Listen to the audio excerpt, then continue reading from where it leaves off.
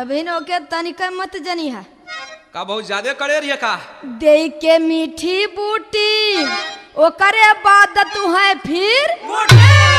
अच्छा हाँ तो दे के मीठी बूटी ओकरे बाद तू है फिर कूटी कुटैबा हो देवरू कुटी मोर बहिनिया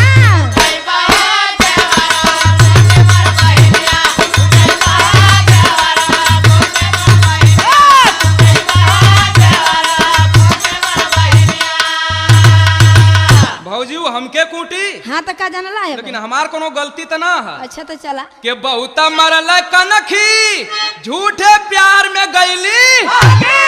कि बहुत मरल कनखी झूठे प्यार में गईली बाकी बकौला रे भौजी